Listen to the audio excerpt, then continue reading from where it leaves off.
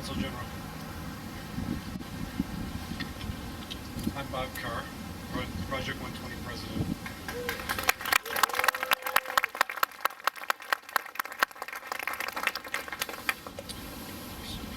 I'm reminded about a dinner that was had here in 1892 on the 400th anniversary of the founding of, yeah, exactly. But they asked a question that night, what would be the future influence of the exposition? And with this piece, with all the efforts of Chicago to bring peace to our streets and our parks, the question we have to ask ourselves today is, what is the future influence of the actions we take today? I thank Ms. Ono for coming to Chicago and taking action here and raising a call to action for peace. Yoko Ono is an artist, poet, musician, and peace activist. Yoko Ono was born in Japan in 1933, moved to the west coast of the United States at the age of 2, and then back to Japan shortly before the outbreak of war in 1941. Ono's transcontinental moves as a child would be the first of many journeys between the East and West in a life that transverses oceans, literal, familial, and artistic. Since the early 1960s, audience participation and social activism have been crucial aspects of her work. Yoko is widely regarded as a pioneer of early conceptual film and performance art, and for involvement in the Fluxus movement. She collaborated on art and musical projects with her husband, John Lennon, until his death in 1980 as well. In recent years, Miss Ono, Yoko, has also focused on environmental protection and human rights in numerous public actions. She is a true global citizen whose work and life celebrate commonalities that make all of us one. Yoko has spent more than 5 decades breaking down barriers in visual and performance art, as well as in music, film, and written word. Got friends up here. I first met Yoko in 2013 when she visited this site with friends. As we strolled the garden, Yoko reflected on her childhood in Japan and the United States, both during and after World War II. She appreciated the vision of those in Japan who created the Phoenix Pavilion for the 1893 World's Fair, as well as the people of Chicago who cared for the site for generations as a place to learn about Japan and experience Japanese culture. Inspired by our discussion of the past, we soon turned to the question of what would the future bring. Shortly after her visit, Yoko began to imagine a lotus of hope rising from the space once occupied by the Phoenix Pavilion, a gift from Japan to the people of Chicago in 1893 that was tragically lost to arson in 1946. Once her vision was complete, Yoko held a ground healing ceremony here last year on June 12, 2015.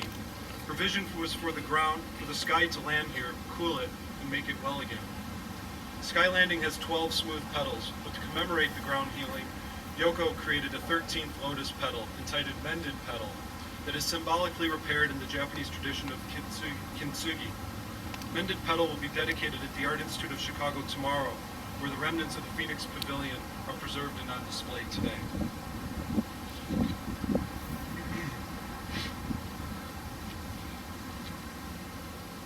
To commemorate the dedication of Sky Landing, Yoko and Project 120 have released a CD of songs written by Ono and recorded by Chicago-based musician, composer, and educator Tatsu Aoki and the music project Jazz Ensemble, who you heard today.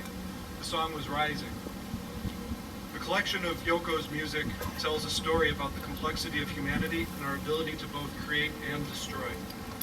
Of the songs, War Zone is about the devastation she witnessed as a child in Tokyo during World War II in the aftermath of the atomic bombs dropped on Hiroshima and Nagasaki. Rising, which was performed a moment ago, is a path to peace. These songs are timeless and repeat because humanity remains caught up in the cycle of creation and destruction. The final song, Sky Landing, instructs us to heal the past and come together and envision and create a new world, a world of peace among all people and nations. As Yoko would say about Sky Landing is a place where the sky and earth meet and create a seed to learn about the past and come together to create a future of peace and harmony with nature and each other. Making wishes is an essential part of Yoko's lifelong mission for world peace. All of her works are a form of wishing, she says. As a child in Japan, she would go to the temple near her home and write a wish on a piece of thin paper, tie it around a branch of a tree. trees in temple courtyards were always filled with people's wish knots, which looked like white flowers blossoming from a farm. Yoko Ono's interactive artwork, Wish Tree, has been integral to many of her exhibitions around the world in museums and cultural centers where people have been invited to write their personal wishes for peace and tie them around a tree branch. She's collected over 1 million wishes to date, which are collected at the Imagine Peace Tower, which was created by Yoko in honor of her late husband, John, in Reykjavik, Iceland. Today we launch Skylanding.com, which provides visitors from around the world an opportunity to make a wish for peace and share it in this unique online community. Visitors will enjoy a non-traditional digital experience, creating, sharing, and comparing their personal wishes as they view, explore, and learn about the park, the art installation, Yoko Ono, and each other. Come join us on Skylanding and make a wish. I'd like to end that my observations of Yoko have been similar to all of yours. She has a big heart. She's a great friend. But it always comes back to me that this is somebody, as I think about the history of this site, 120 years of history of U.S.-Japan relations reflected here in our first conversations. This is a woman who at a young age of 10 woke up with 700,000 incinerator bombs being dropped on Tokyo. She also was a wife and mother of a young child who witnessed the senseless killing of her husband, her son's father, another one of our relentless heroes of peace. I want to remind you that that park that she lives across from, Central Park, was designed by Frederick Olmsted. It was his first commitment to our parks, which are necessary for urban living, necessary for our humanity, and reflect something much bigger than just being beautiful spaces, inspirational spaces. They are what it means to be Americans. It's liberty. It's a freedom of mind, body, and spirit. As we've talked, there is no path, and we know we make that path while we walk. And thank you for giving us some truth, Yoko. Thank you for this landmark of peace. A path to learn about the past and come together to walk into a new world, a world of peace among all people and all nations. Thank you.